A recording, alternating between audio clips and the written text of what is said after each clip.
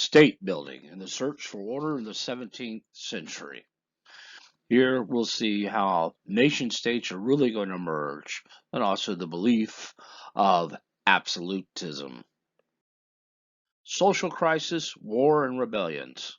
Spain based its wealth on gold and silver extracted from their colonies, and by 1640 this began to fall. Italy, once the financial titan of Europe, was becoming an economic wasteland by 1640. Here we see the map of Europe during the 30 Years' War, which happened to be from 1618 to 1648. The main participants we're going to look at is France, Austria, areas here in Bohemia, as well as Denmark and Sweden. All this is mostly going to take, and it's going to be fought in Germany. The 30 Years' War is a unique war because historians sometimes call it the last of the religious wars and the first of the modern wars. So let's look at it first. It was first militant Catholic versus militant Calvinist. The Peace of Augsburg in 1555 saw the problem between Catholics and Protestants, but not Calvinists. Some had adopted Calvinism. Protestant union under the Calvinists and the ruler of the Palatine, the Elector Palatine Frederick the First. The Catholic League of German states was organized under the Duke Maximilian of Bavaria. German liberties, who saw themselves as independent rulers, were not to be ruled by the Habsburg emperors from Austria, Catholic, who had looked to Spain for help. The Germans looked to Spain's enemies, like France.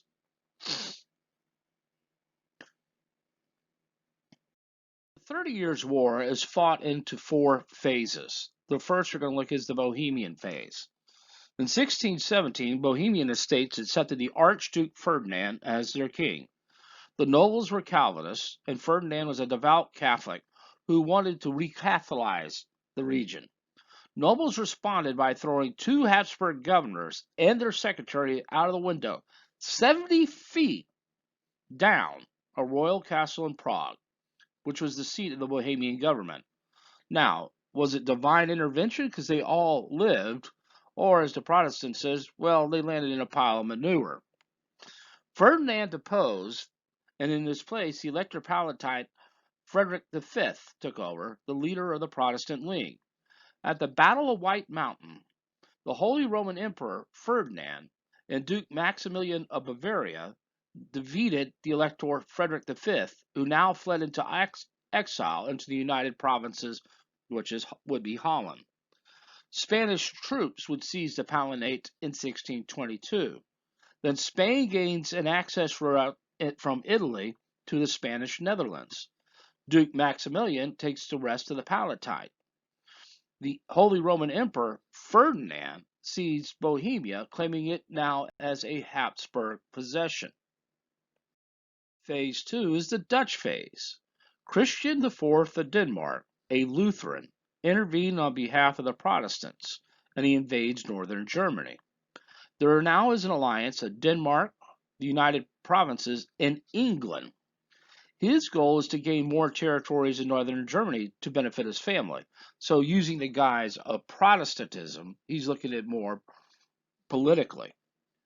Albrecht von Wallenstein, a Bohemian nobleman, a Protestant, and the wealthiest landowner, meets Christian IV and defeats him, ending Danish supremacy in the Baltic, gaining Hamburg, Lubeck, and Bremen. Now, Wallenstein is a Protestant, but he accepts his king, who is a Catholic. In the Edict of Restitution in 1629, in March, all Protestant property seized from Protestant princes reverts back to becoming Catholic. The power of emperor, a threat to the Germans, the emperor dismisses Wallenstein. Well, this is sometimes what happens in history. The person that helps you, they try to get rid of, which is going to be a very big mistake. Phase 3 is the Swedish phase. Gustavus Adolphus of Sweden felt that he should aid his fellow Lutherans, and he invades northern Germany with a very disciplined force. Albrecht von Wallenstein is now called back into service. At the Battle of Lutzen in 1632, the Swedes win, but unfortunately Gustavus is killed. Wallenstein will be assassinated in 1634 on the orders of the Holy Roman Emperor Ferdinand. That was even a bigger mistake. Here's a man that was actually fighting and loyal to you, but Ferdinand saw him as a threat. At the Battle of Nordlingen in 1634, the imperial army defeats Sweden and drives them out of southern Germany. Now the emperor wishes to make peace with the German princes by annulling the Edict of Restitution. The final phase is the Franco-Swedish Phase, 1635-1648. This is where it really becomes political, because you see the name Cardinal Richelieu. He is a French cardinal. He is loyal to King Louis XIII of France. So how is it that a Roman Catholic prince of the church is going to side with Lutherans to fight a Roman Catholic Holy Roman Emperor? Well, it's very simple. For Richelieu, who was a Roman Catholic, he is also a Frenchman, and he wants to see the power of the Bourbons and the power of France increase and sees the Habsburgs as the enemy, not the Lutherans. At the Battle of Rocroi, the French will defeat the Spanish and then defeat the Bavarians. This will result in the Peace of Westphalia in 1648, ending the 30 Years' War. The French regained the territories of Alsace, Metz, Toul, and Verdun. Sweden, Bavaria, and Brandenburg also will gain territorial gains in Germany. More than 300 states that made up the Holy Roman Empire were recognized as independent states. Religion and politics are now two separate worlds. Economic destruction. The population of Germany decreased from 21 million to 16 million. Now, this is why it's sometimes looked upon as the first modern war and a military revolution. Gustavus' military tactics caused a revolution in the military.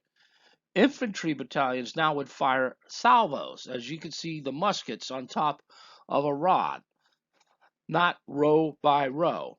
Pikemen would then charge soon after. Artillery pieces are now mobile, and the use of battalions and squadrons would require highly disciplined, trained conscripts, no more mercenaries. This led to levying of heavier taxes and a bureaucracy to run it. Practices of absolutism in Western Europe. And here we see the painting of King Louis XIV, the Sun King. France, an absolute monarchy. Jean Bodin. He gave the definition of the sovereign authority to make and administer laws, dispense out justice, tax, control foreign policy, and control the states and administration system. Bishop Jacques Busset believed that politics are drawn from the very words of Holy Scripture. Government is divinely ordained. Monarchs are responsible to no one but God. This is also giving the belief of divine right, that God chooses kings, and therefore the only person above a king is God, not the law. So we see how we have really moved from the Republican idea of law keeping everyone equal. Cardinal Richelieu's centralization of power of King Louis XIII. Richelieu eliminated the political and military rights of the Huguenots, but not the religious rights.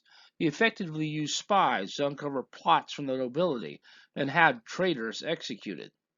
He also created intendants. These were royal officials of the central government to carry out orders, who came in conflict with the provisional governors. He usually won, thereby strengthening the crown. The problems with finance and system was corrupt, but many did not want to change since they benefited. The tally, the annual tax on land, increased, and France would fall deeper into debt due to the cost of the wars. The Cardinal Mazarin joined the minority of Louis XIV. Louis XIV would come to rule at the age of 4, and Mazarin, an Italian, becomes a naturalized citizen of France. The Fronde were nobles allied with the Parliament of Paris, the French courts, and they opposed the new taxes levied on them to pay for the 30 Years' War. Rules with Cardinal Mazarin, who increased power with the Treaty of Westphalia, and many hated him due to his harsh policies. A Fronde actually is, by a term, a child slingshot, but these were continuous violent outbreaks led by the nobles of the Rome in 1648 to 1649, which started out in Paris but would end in compromise. The Second Fronde of 1650 to 1652 were led by the nobles of the sword, ancestors who were knights. The rebellion failed because many distrusted each other than Mazarin, after which the people trusted a rule by a king. Mazarin would die in 1661. Louis hated Paris because of the Fronde and the outbreaks and how the nobles were trying to control him, and he moved his palace outside of Paris to Versailles. The reign of Louis XIV. Louis created a grand majesty of court. Others around Europe looked to Louis's court as an example to follow. By moving to Versailles, Louis had established the seat of power of France in one place. His home, the seat of government, was a place for the nobles to curry favor and jostle for power. In other words, they're going to have to kiss his ass. He also would try to control the church and the state under one rule. In a lot of the paintings you see of Louis, like the one you see there, Louis thought he had a great set of legs, and he always wanted to show them off. Religious harmony. The Edict of Nantes is revoked by the Edict of Fontainebleau in 1685 and called for the destruction of Huguenot churches and the closing of their schools. 200,000 Huguenots escaped France, and unfortunately for France, these were skilled workers and business leaders. Jean-Baptiste Colbert would take over the finances and adheres to the policy of mercantilism to pay for wars and running of the government and the building of Versailles. Colbert founded new luxury industries like Venetian glassmaking, gave tax exemptions to new industries, and raised import duties on both Dutch and English cloth. The Palace of Versailles. Internal improvements on roads and canals, and the building of a merchant marine. Many of Colbert's policies were self-defeating. Louis spent the money quicker than he collected on war, and England and the Dutch responded with high tariffs of their own. The old nobility was removed from councils, and ministers from the new nobility. Louis removed the old nobility from councils and replaced them with the new to keep them loyal. Louis did not want to share power with anyone. This enabled Louis to assert control of the central policy-making machinery of the government. Some were still too powerful for Louis to control. Nobles, city officials, guilds, etc., who had to be bribed. Secular power of the crown was now over the religious authority. Finances in the court of Versailles. Versailles, the palace, was built from 1668 to 1710. However, Louis did not want to wait and moved in 1682. Now, unlike other seats and houses of kings, this was not a castle, so it was not fortified. It had a chapel, theater, library, council chambers. It housed 1,000 nobles and 4,000 servants in 226 rooms. Louis' suite was in the center of Versailles. The picture you see there is the Hall of Mirrors, that measured 246 feet long by 33 feet wide. It was on 250 acres of gardens and fountains. The high nobility and the princes of blood, the royal princes, stayed there. They held no power but were close to the king. Nobles pinned for the position in court, such as even helping the king dress, demeaning themselves for favors such as office, titles, and pension that only the king could grant. So this is how Louis had control of his nobles. There was strict court etiquette which had to be followed, where people could sit and on what. Seniority was important in the social class. The apartment where the king was at home in his court 3 evenings a week. From 7 to 10, here rules of etiquette were relaxed. Games were played like billiards, cards, entertainment with a concert ending with a feast.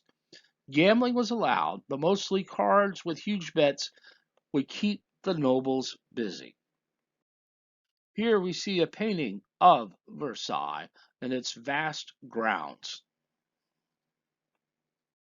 Louis's Wars. Louis becomes powerful due to its rivals and disorder. And the War of Devolution, the First Dutch War, was the War of the Triple Alliance, the Dutch, English, and the Swedes, fighting the French from 1667 to 1668. After the death of his father-in-law, Philip the Fourth of Spain, Louis claimed the Spanish Netherlands in the name of his wife. The law of devolution granted inheritance to the heirs of the first marriage. Louis claimed it as a dowry that had not yet been paid. And 3 times, Louis is going to try to extend his borders to the Rhine, but it always ends in stalemate by invading the French Netherlands, and also empties out the French treasury. In the Second Dutch War, 1672 to 1678, he invaded the United Provinces to seek revenge to their opposition to French annexation of the Spanish Netherlands, which today is Belgium. Louis broke up the Triple Alliance by securing separate treaties with England under Charles II in 1670 and Sweden in 1672. The Holy Roman Empire, Brandenburg, and Spain form a coalition to halt Louis.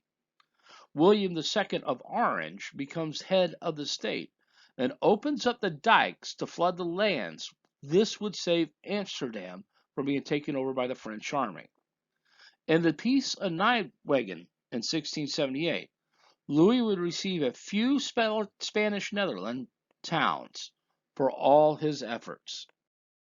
The War of the League of Augsburg, 1689 to 1697.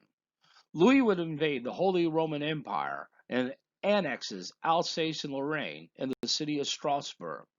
This led to a coalition of the Holy Roman Empire, Spain, the United Provinces, England, and Sweden. Now, notice what's starting to happen here. Spain is really Catholic, but now they're allying themselves with Protestant England and Protestant Sweden. Why? Because France is the most powerful country in the world at this time. William III of Orange and his wife Mary on the throne of England in 1688. Of course, this would lead to the Glorious Revolution. This will begin the long Anglo-French rivalry that will continue until the defeat of Napoleon in 1815. Known as King William's War in North America, but it was fought because it was fought in New York and New England. The French would lose, and Louis lost his gains except for part of Alsace and the city of Strasbourg, losing more than he had actually gained. In the War of Spanish Succession, 1702 through 1713, Charles II of Spain dies with no heir and bequeathed the throne to Louis' 17-year-old grandson, Philip the Duke of Anjou. Now, prior to Charles II, he had named Prince Joseph Ferdinand of Bavaria as heir, but that boy died.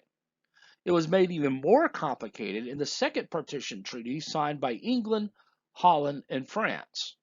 In May 1700, that the son of Leopold of Austria would be king of Spain. So now you had England, Austria, the Dutch Republic, Denmark, Portugal, German states, and Savoy, led by William III, who feared a combined French and Spanish power, joined against Louis and Spain. The war would end with the Treaty of Utrecht. Philip V will become king of Spain as long as he's not united with France, because the belief is that Philip then would have claim to the throne of France once Louis died, and therefore his son would then become the king of Spain and France. France keeps the disputed territory of Alsace. Great Britain would gain the Rock of Gibraltar from Spain, also Nova Scotia, Newfoundland, and Hudson Bay from France. The Austrians would get the Spanish Netherlands, Belgium, Sardinia, Naples, and Milan.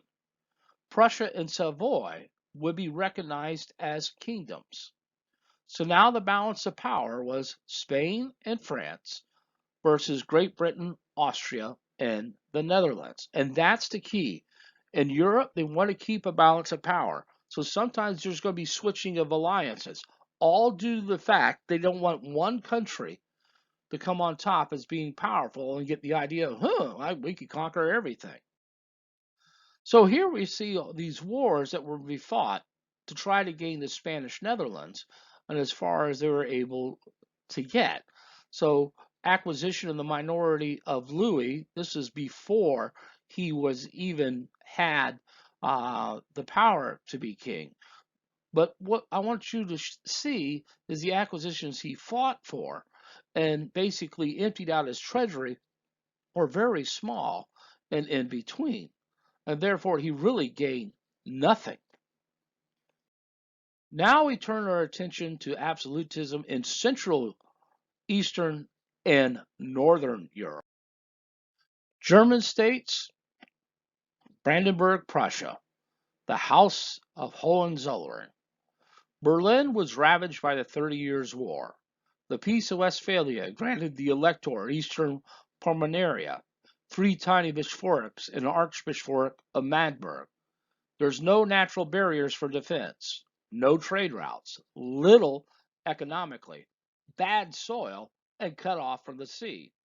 And Frederick William, the great Elector in 1640, he was the nephew of King Gustavus Adolphus of Sweden.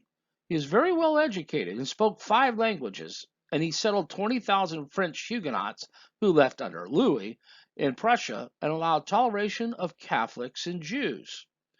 The army is going to be the key. He builds his army with heavy taxes.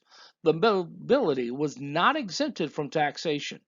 His army was offered to those countries who would pay him handsomely, as basically mercenaries. But then he also played the part of the diplomat. So his army was rarely used, but employed. He saved a great deal of money and built a larger force. Frederick the First was really into ceremony, and he loved war. He would double the size of the Prussian army from 40,000 to 85,000.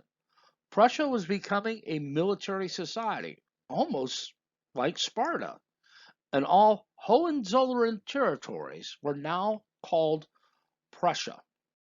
So this is the growth of Prussia, the Elector of Brandenburg, which means just this little tiny kingdom that you see here. But through the series of wars, and of course we also saw is the 30 Years' War, Prussia starts to become a little bit bigger. So its acquisitions that you can see here in 1640 that are outlined in purple, they're beginning to gain more and more territory. Then they would conquer Silesia. This would be a very key between Prussia and Austria, and also partitions from Poland that you see located here. This is going to be under the great King Frederick the Great as well. But what you're seeing is Prussia is starting to expand. So by 1792, the Prussian little country is this big, which would later on people said Prussia is not a country with an army, it's an army with a country. The emergence of Austria. After the 30 Years' War and the failure of uniting an empire in Germany under the guise of the Holy Roman Empire, Austria turns to the Balkan region. They concentrated on the Austrian Empire containing Bohemia and parts of northwest Hungary. King Leopold I from the House of Habsburg was first cousin of Louis XIV of France and King Charles II of Spain. He encouraged the eastern movement of Austria. Now there were Turks in Transylvania that laid siege to Vienna in 1683. The army was led by the Austrians and they defeat the Turks in 1687. At the Treaty of Karlitz in 1699, Austria takes control of Transylvania, Hungary, Croatia, and Slovenia. Unlike other empires, Austria is a multicultural empire. It contains Czechs, Hungarians, Germans, Italians, Croatians, and Serbians.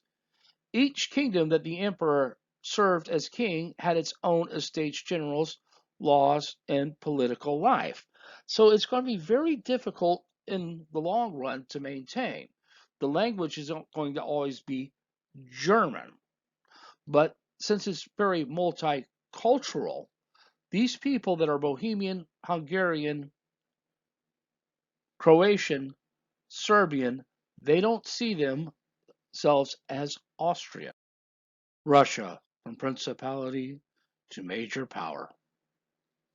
Ivan came to the throne at the age of 3, was crowned Tsar at the age of 16 on January 16th, 1547. He was the first ruler to take the title of Tsar and expanded the territories of Russia eastward after finding westward expansion blocked by Polish and Swedish states. Ivan formed new trading connections, opening up the White Sea and the port of Archangel to English merchants. He also annexed the Kazan and Astrakhan Khanates to the east.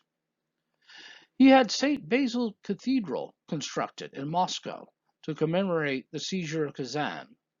Legend has it that he was so impressed with the structure that he had the architects blinded so they could never design anything as beautiful again. Once less positive aspects of this period include the introduction of the first laws restricting the mobility of the peasants, which would eventually lead to serfdom. Also problematic in 1564 was the formation of the Opercina, or Okrana, meaning security. The Opercina was the section of Russia directly ruled by Ivan and policed by his personal servicemen, the Operchniks. The whole system of Opercina was intended as a tool against the omnipotent hereditary nobility of Russia, the boyars, who opposed the absolute drive of the Tsar. And we notice hanging from the head of the horse is the head of a wolf. Peter the Great Romanov. Michael Romanov was Tsar from 1613 to 1649 and was chosen as Tsar by the Zemsky Sovar, the National Assembly. In 1654, the Ukraine is annexed by Russia. They were promised autonomy, but that would fall through. Russia extended to Asia and the Pacific, and the army was trained by Scotsmen, and weapons were brought from Sweden and Holland. By the end of the 17th century, 20,000 Europeans were living in Russia. Peter comes to the throne as a child in 1682 and rules with his older half-brother and older half-sister Sophia, who tried to kill Peter. In 1689, he has her banished to a monastery. He was used by the nobles for struggles and resulted in Peter becoming a bullying brute. So we're seeing some similarities of what happened to Louis XIV was also happening to Peter, who would become Peter the Great. He would grow to 6'9", and they said he could bend a horseshoe barehanded. He learned how to make shoes, dissect corpses, extracted teeth, cooked, etched, everything. He could be cruel and vicious, and even killed his own son and tortured others. Russia, of course, was isolated from Western Europe and when ruled by the Mongols. And the ideas of the Renaissance, the Age of Exploration, the Scientific Revolution passed them by.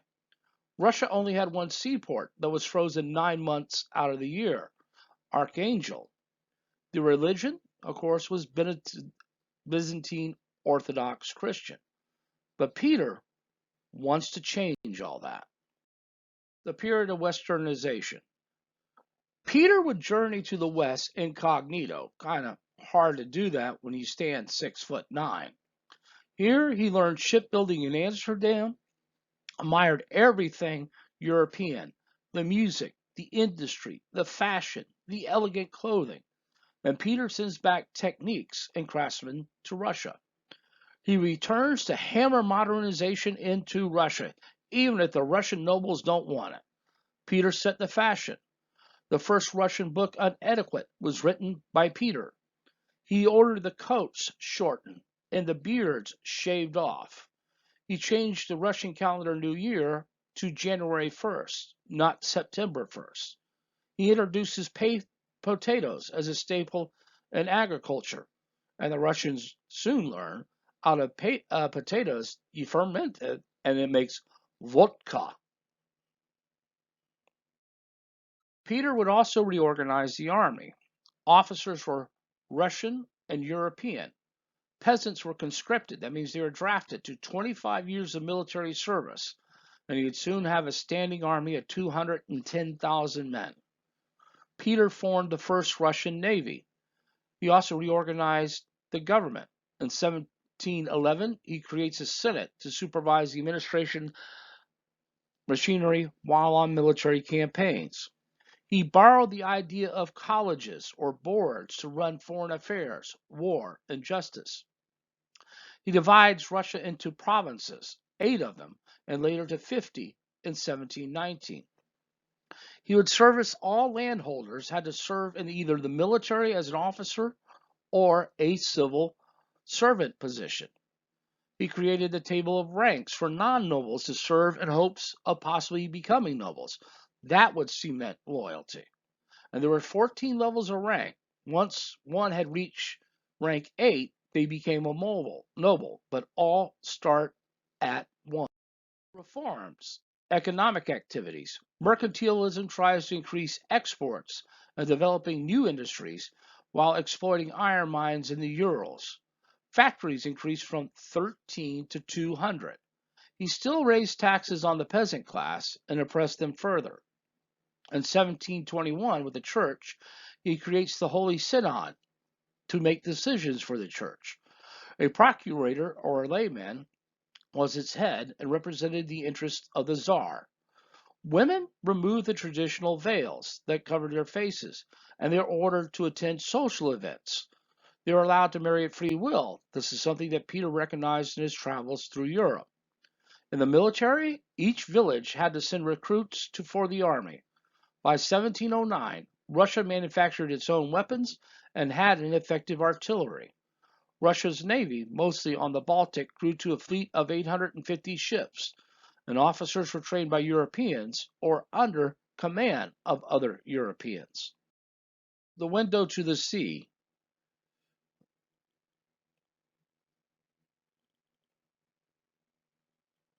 Peter allied with Poland and Denmark and attacked Sweden in 1700. Charles XII of Sweden, a brilliant general, routed the Poles and crushed the Danes. At the Battle of Narva, he defeated Peter's 40,000 man army with only 8,000 men. At the Battle of Pultowa in 1709, Peter would finally win a victory, and the Peace of Nystadt, Peter would gain Estonia, Livonia, and Karelia, a window to the sea. St. Petersburg was built on the marshes of the Baltic, and it's going to become Russia's new capital. Construction began in 1703 by conscripts, and the new capital pattern after Amsterdam contained a French theater and Italian opera. Peter's palace looked to imitate Versailles. In 1725, St. Petersburg numbered 75,000 inhabitants. So here we are seeing how Russia did expand. There's Archangel. That was their only window to the sea, which was frozen 9 months out of the year. And this is why St. Petersburg will become important, because now it's on a coastline that can be opened up all year round. But see how Russia expands. Primary by Peter, he takes the very important areas for the window to the sea, as well to the south, and also to the Ukraine. Other acquisitions by people such as Catherine the Great will go even further into areas which will become Poland. Limits of absolutism. Local institutions still affected lives. Urban and principal privileges, liberties, and exemptions did limit monarchies. Which brings us to limited monarchies and republics. First, let's look at the weakness of the Polish monarchy. The King of Poland was elected by the Polish nobility and therefore had no power. Little income, no law courts, no officials, no standing army, and usually they chose a foreigner as a king. Not only that was facing Poland, is that it did not have any natural barriers like rivers or mountain ranges that could protect Poland. This would leave Poland open up to invasion. And not only that, Poland was more of a plains, so it'd be easily to conquer. The golden age of the Dutch Republic. The United Provinces was one country in Europe that accepted people of almost any faith. Jews found a haven in Amsterdam. Scholars from all over Europe like to live in Holland because their books can be published. It was not a kingdom, but a republic containing 7 northern provinces: Zeeland, Utrecht, Holland, Gelderland, Overijssel, Groningen, and Friesland. Holland, of course, was the wealthiest of the provinces. Each province had a governor called a stadtholder, who was under the authority and instructions of the assembly. In times of crisis, the provinces would all choose the same stadtholder, and the States General was jealous of their independence. We saw at the ending of the 30 Years' War and the Peace of Westphalia that the Netherlands were finally recognized as an independent state. Economic prosperity. The Dutch would take the lead in the development of capitalism. Capitalists would invest large sums of money in business ventures to pay for the cost and hope to make a profit. And then any profit they made, they reinvested their earnings in even larger ventures. For example, you buy grain from a Poland, then you store it in your warehouses and wait for news of poor harvest in southern Europe, and then ship the grain at higher prices. And they built their economy on trade. By 1600, they had over 10,000 ships. This is also a time period of great art. And the art piece that you see there is by Vermeer.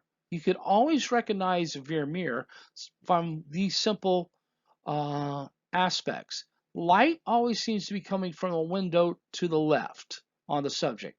And then you see the floor, that it's always checkerboard. You see those two things, you might guess and be right that it is a Vermeer. Amsterdam, the commercial capital. Banking trade routes of the South Atlantic became more important than trade routes in the Mediterranean. The Dutch would replace the Italians as bankers. In 1609, the Amsterdam Exchange Bank offered 3% interest rates, half that of England. The Dutch East Indies Company, 17 of Amsterdam's wealthiest merchants, formed the company and paid for the aiming of a fleet of ships to match Portugal. In 20 years, the Dutch had replaced the Portuguese in the East Indies, Ceylon, and South Africa. Any Dutch citizen could buy shares of the stock in the company. Interesting enough, tulips would become a big thing. In 1630, tulip bulbs were the new money-making craze. Everyone wanted the exotic strands of tulip bulbs that were imported from Turkey. A single bulb could be bought and sold 10 times in one day and still make a profit. One Dutchman would trade his mansion for 3 tulip bulbs. The city in 1610 of Amsterdam had a population of 50,000. By 1620, it had doubled to 100,000. By 1660, 200,000. A series of canals were built, and 3 80-foot wide and some 600 smaller canals linking the three. Houses were designed with block and tackle systems to lower and bring in cargo. The painting before you is from the Dutch master Rembrandt, called The Night Watch. England and constitutional monarchy.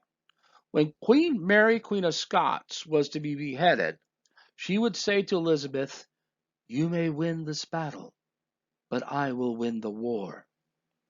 Elizabeth died with no heir, and the crown passed to her nearest relative, James Stuart, King James VI of Scotland, son, Mary Queen of Scots. And this will begin the Stuart dynasty. The English church was comprised of Catholic practices and Protestant beliefs, and after 1620, the monarchs gave leadership of the church to Armenian beliefs. Arminius, a Dutch theologian, modified the Calvinist belief of predestination to emphasize the role of ritual in the church services, which their opponents claimed to be too Catholic. William Laud would actually accelerate those beliefs. Opponents were called Puritans. They wanted to make the church purer, and many escaped the Church of England to the New World, but first stopping off at Holland. King James I and Parliament. James had inherited all the unsettled problems of Elizabeth's reign. Inflation and Elizabeth's wars had left the government short of money. Contemporaries blamed the shortages on the extravagances of the court of James I and later on Charles I. James felt it was beneath his dignity to bargain over money. He sold titles of nobility to raise money, which annoyed the older aristocracy and debased them as well. James believed also in the absolute authority and the divine right of kings. How much say Parliament would have in governing England? They only met when they were summoned. The nobles in the House of Lords and the gentry, merchants, and lawyers in the House of Commons usually wanted to remedy grievances as part of the agreement to tax. In 1621, Parliament impeached government servants who had offended its members. Puritan members of Parliament wanted James to reform the Church of England, that it was too Catholic, and favored a Presbyterian model over an Episcopal one.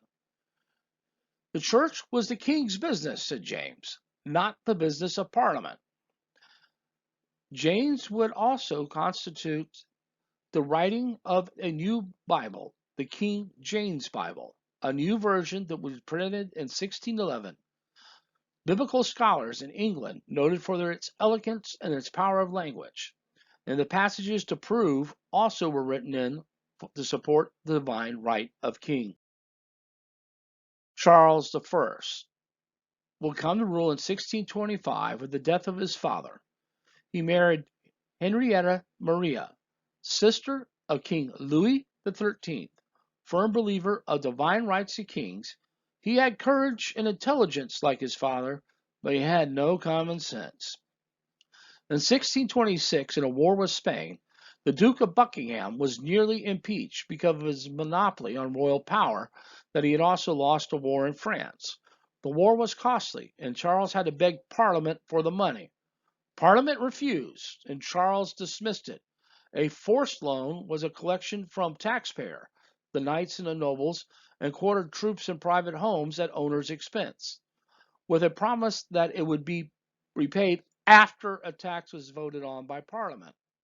In 1628, the Petition of Right, in dire need of money, Charles would call Parliament back into session. Parliament refused unless Charles signed the document. He would not imprison subjects without due cause in a writ of habeas corpus. He would not force loans or levy taxes without the consent of Parliament. He would not house soldiers in private homes without the owner's consent.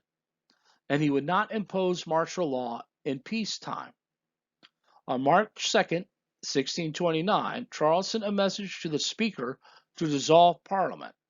He was forcibly held down and the door locked as resolutions were passed for treason, Catholicism, Armenianism, taxes without the consent of Parliament. It was finally shut down for the next 11 years. But what we're starting to see here is kings are beginning to lose a little bit of their power, and Parliament is starting to gain more and more power. Archbishop Laud. The Church of England was the only legal church under Charles I. Ministers were more Catholic, Armenian, Protestant, or Puritan. Conventicles were secret meetings of worship using the Bible only, no book of prayer, and they were harshly oppressed. Charles chose William Laud to be the Archbishop of England and held the Church of England. Laud was a staunch Protestant, but loved the ceremony and rich robes that many thought, in secret, he's really a Catholic. Puritan clergymen were silenced. Criticisms were brutally suppressed. Alexander Luton printed without a license an appeal to Parliament, which challenged episcopacy. He was whipped, pillared, and mutilated. 3 others had their ears cut off: John Bostic, Henry Burton, and William Prime. One was branded on the cheek, and several others executed. In Scotland, Laud decided to force the Scots to follow the Church of England's style of worship, not that of Calvinism and Presbyterianism that was founded under John Knox. In response, the National Covenant of Scotland in 1638, the nobility, barons, and burgesses and ministers affirmed their loyalty to the people, to the crown, but declared that no king could not force Scots to accept the Anglican view. Charles would call them traitors. War in Scotland. Charles called out the militia to invade Scotland. They found their way blocked by the Scottish army. In June of 1639, the Pacification of Berwick was signed between Charles and the Scots, in which the Scots would decide their future constitution and government. The General Assembly of the Church of Scotland and the Scottish Parliament repealed the episcopal laws and increased their own power. Scots would then gather a huge army and threaten to invade England. Thomas Wentworth, the first Viscount of Wentworth, had risen to the role of Lord Deputy of Ireland in 1632 and brought in much needed revenue for Charles by persuading the Irish Catholic gentry to pay new taxes in return for promised religious concessions. In 1639, Charles recalled him to England, and in 1640 made him Earl of Stratford, attempting to have him work his magic again in Scotland. The Short Parliament. Charles recalled Parliament back into session in 1640 to raise taxes to fight the Scots. Parliament presented a series of grievances to limit the king's power: violation of the rights of Parliament, of civil rights, of changes in church order and government, and the rights of property. In anger, the king dissolved Parliament on April 13th through May the 5th. Scots would invade Northumberland and Durham. Charles then summoned Parliament back in November 1640, and the House of Commons moved to impeach Thomas Wentworth, the Earl of Stratford, on treason against the nation. Mobs broke out in London. Rumor of an army was coming their way. Charles regrettably signed the death warrant, and Archbishop Laud was also arrested and executed in 1645. The Long Parliament. The Triennial Act that no more than 3 years shall pass between parliaments to be summoned, and also the abolishment of institutions. Parliament could not be dissolved without their consent. The Star Chamber, the High Commission, and the Privy Council were also abolished. Chip money was abolished. This was a form of a tax. Courts of common law were supreme over the King's Court. There was also an Irish rebellion. Irish Catholics murdered thousands of their Protestant neighbors. The Commons voted funds for a large army, but debated if it should be a parliamentary army or a royal army. The Grand Remonstration listed 204 clauses of grievances against the king, a demand of all officers and ministers of the state to be approved by Parliament. So what we're seeing here is Parliament is trying to take more and more control and power. In January of 1642, a furious Charles with 400 swordsmen would stride into the House of Commons and demand the arrest of 5 of its leaders. But they had gotten away earlier. Londoners are now angry, forcing the king to leave the city and head north to gather a royal army. And the English Civil War had now begun. The Civil War was fought between 2 groups, the Cavaliers and the Roundheads. Cavaliers were known as royalists, loyal to the king, English nobles, and church officials. Roundheads were the Puritans in towns, people, and merchants who supported the Parliament. They had cut their hair short, almost like a bowl cut, hence the name Roundhead. Cavalier was also supposed to be a nasty term of caballero, so it was supposed to be more Spanish type. The advantages. The Cavaliers held the advantage of controlling three-fourths of England, the north and western part, and had the most experienced military leaders. Parliament had huge financial reserves to draw on and controlled the south and east of England, as well as having a navy and a merchant marine. 80 nobles and the majority of the gentry sided with the king. 30 nobles and a large minority sided with Parliament. Now, the king would win several skirmishes, but he would fail to take London. Then comes the arrival of Oliver Cromwell in 1644, who had served in the House of Commons and organized a zealous Protestant army and inspired them, God favors the Roundheads. And this was called the New Model Army. At the early stages of the war, Lincolnshire, Cromwell, and Devon are going to be occupied by the king. Defeated by the Earl of Essex at London, Charles now sought Irish Catholics as allies and Parliament Presbyterian Scotland. 21,000 Scots would upset the balance of power and took northern England. The Highlanders joined Charles, and he invaded Scotland, where he was defeated by Cromwell, who was now in full command of all armies. Charles would become a fugitive in Scotland in 1646. The majority of Parliament, who were Presbyterian, wanted to extend the national covenant idea to all of England. The army consisted of independents and favored democracy in politics and congregational control of churches. In 1647, Parliament tried to dissolve the new model army without pay, but the army refused to obey. Now, Parliament will side with Charles. And in desperation, members of Parliament joined the forces of the king. The plan was to bring a Scottish army to invade England, but the army refuses to obey Parliament and arrested the king when he crossed the border. The new model army would surround Parliament and expel 143 members of the House of Commons. The agreement of the people called for a democratic republic, a written constitution, elections every 2 years, universal manhood suffrage, freedom of conscience, freedom from oppressment, equality before the law, and banishment of the king and the House of Lords. This would result in a second civil war. The king had escaped Hampton Court on November 11, 1647, and made a secret agreement with the Scots to establish Presbyterianism throughout his realm. In the August of 1648, Cromwell would defeat Charles and capture him. In 1649, Charles would be brought to trial for treason. And on January 20th, 1649, Charles would be beheaded. This would be the first public trial and execution of a monarch.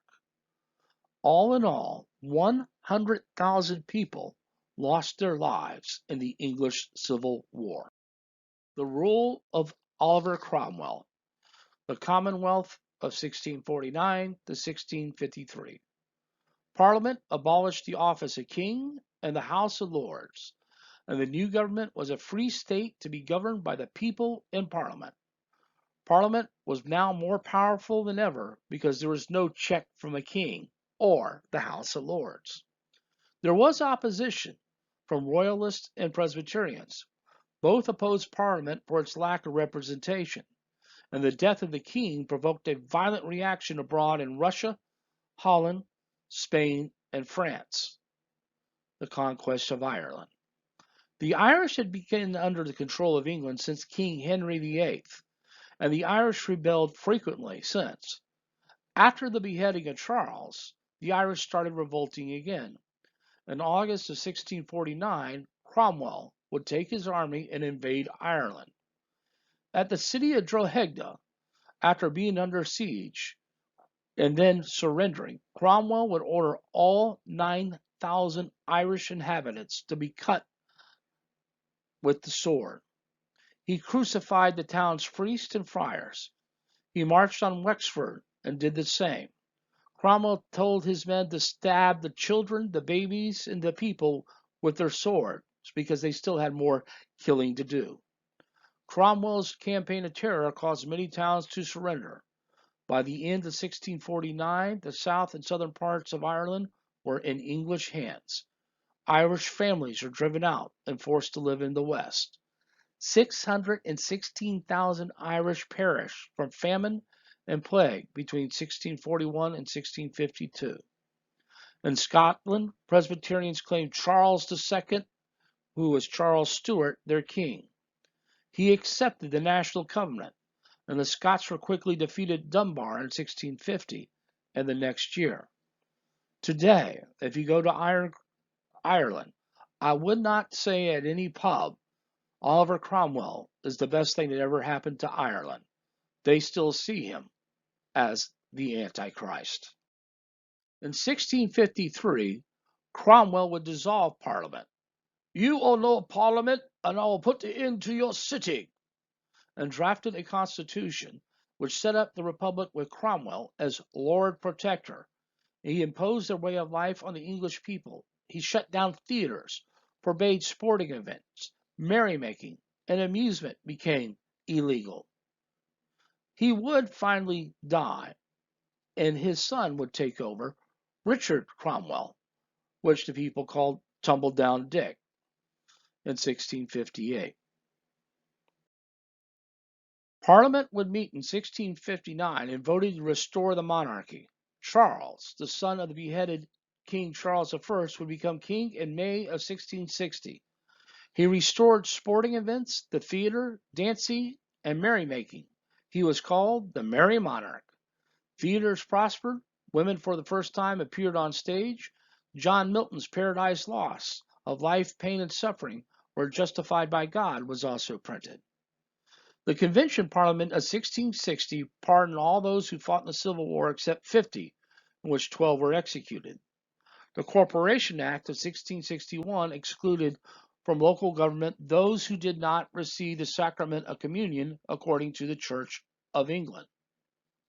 A moderate tier tried to steer a middle road of religious toleration between Catholics and Parliament, but was met with no from Parliament.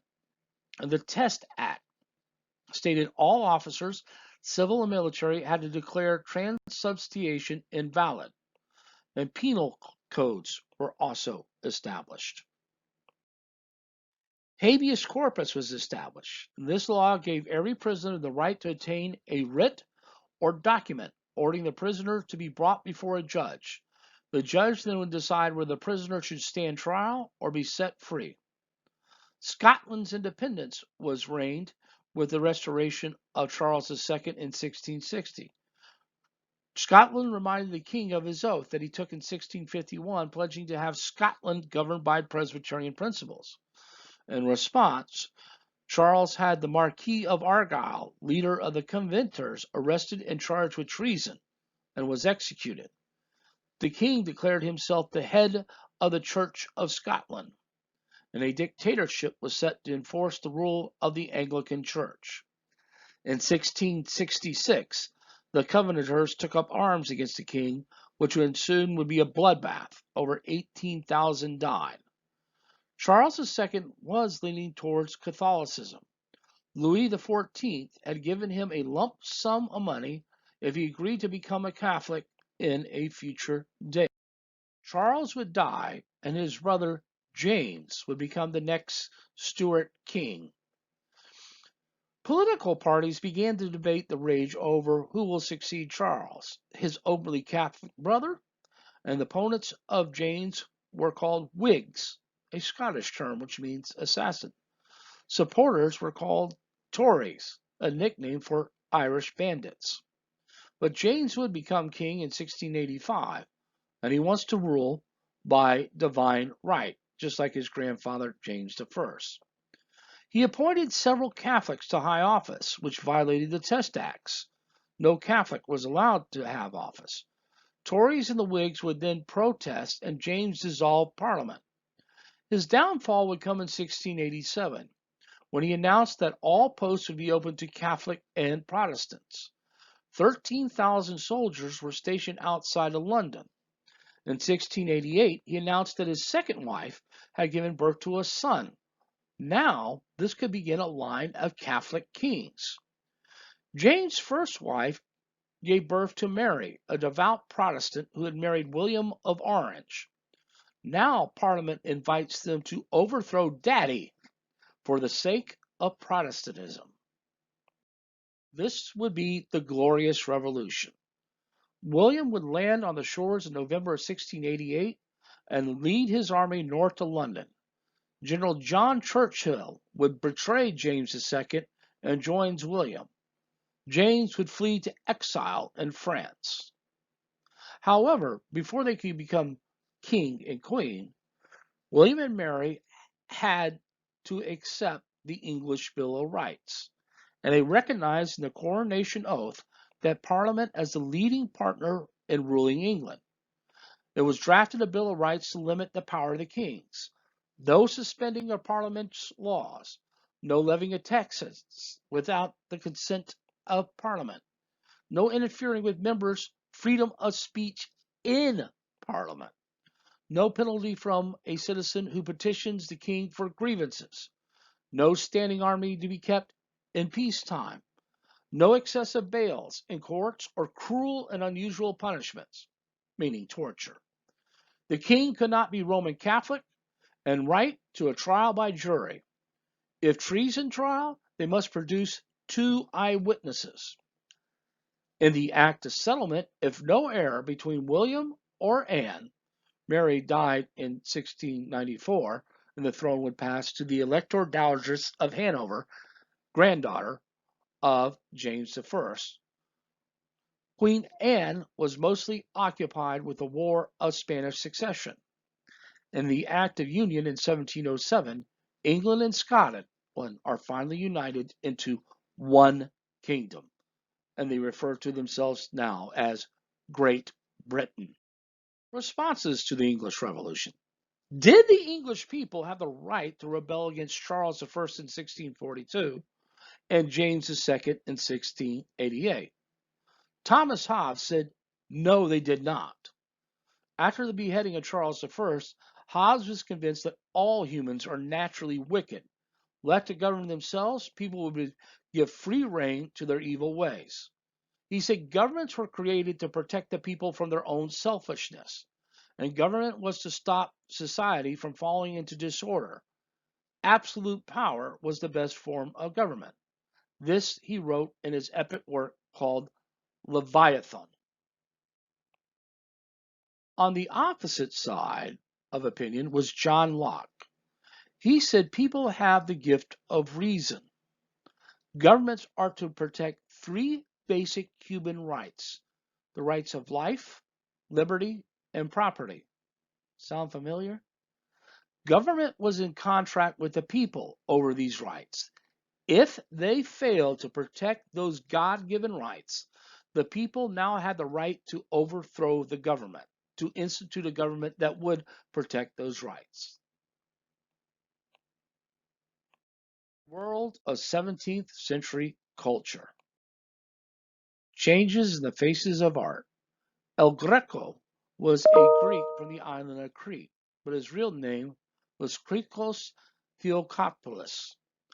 El Greco painted Catholic saints and martyrs as huge, long-limbed figures. The backgrounds of his paintings were usually a mass of swirling gray clouds. He used deep, vibrant colors that highlighted the drama and the religious intensity of his paintings. Velázquez showed the pride of the royal family and kings and princes mounted on rearing stallions. Baroque was the style of art that began in northern Italy in the late 1600s and early 1700s. It was elaborate, ornate, dramatic, and complex. A mixture of classical ideals of the Renaissance with the spiritual feeling of the 16th century religious revival. Art and architecture reflected the search of power. Churches and palaces were elaborate in detail. St. Peter's was designed in a vast colonnade that encloses the Piazza of St. Peter's. Which is interesting is if you stand right in the middle of St. Peter's Square and you look at Bernini's colonnade, you only, in certain spots, you only see one, yet two are behind it. Bernini also designed what we see today is the Baroque style that is above the altar at St. Peter's, the column that you see there. And of course, his most famous statue, the Ecstasy of St. Teresa. Continuing with the Baroque style, this is Corvagios David, after David had just killed Goliath and severed his head. Peter Paul Rubens is famous for a lot of his paintings of women being very large and healthy. That was the ideal of beauty, not being thin. French classicism, Paulcine, clarity and simplicity, the balance and harmony of design, classical mythology, landscapes, and a copy of sculptures from antiquity. This is the Assumption of the Blessed Virgin. Now we move to the Dutch realism of Rembrandt, who is considered the greatest artist of his period. He would realistically capture moments of drama, group paintings like the anatomy lesson that you see here, and the Night Watch showed his mastery of shadow and light. The Dutch often chose domestic indoor settings for their portraits and housework. Jean Van Meer is famous for painting of middle-aged women doing everyday tasks of light from an open window. And Dutch paintings showcased the prosperity of the civic spirit and values of the new Europe. The Golden Age of Theater. The greatest writer of all time, William Shakespeare, a master of revealing human nature in all of its forms, the good and the evil, the wise and the foolish, the gentle and the terrible. Born at Stratford-upon-Avon, he had a remarkable understanding of human nature. James Burbage built the first permanent playhouse in 1576, just called the Theatre. Richard and Cuthbert Burbage built the Globe. He only paid 1 penny for standing on the ground, and yet it housed 2,300 people. 2 or 3 pennies were given to seats under shelter. Shakespeare invented 1,700 words to include words such as courtship, hurry, gnarled, lonely, critic, and majestic. He wrote comedies, dramas, and histories, his most famous being Hamlet, Macbeth, Comedy of Errors, Henry V, and Taming of the Shrew. Of course, there's also Romeo and Juliet. Theaters and playhouses established in Seville and Madrid in the 1570s. Spanish playwright Lope de Vega wrote about 1,500 plays, which were witty, charming, action-packed, and very realistic. French playwrights Jean-Baptiste Racine modeled his tragedies on the ancient works of Aeschylus and Sophocles. Conflicts between love and honor, or inclination and duty. He developed the 3 unities, that action was from a single plot, all the action took place in a single setting, and all action took place in a single day. Phaedra was his most famous play, similar to Euripides' Hippolytus. Molière, also known as Jean-Baptiste Poquelin, was the wittiest dramatist and wrote some of the funniest and most popular plays in French literature. Tartuffe, The Hypocrisy of the Clergy, was banned for 5 years.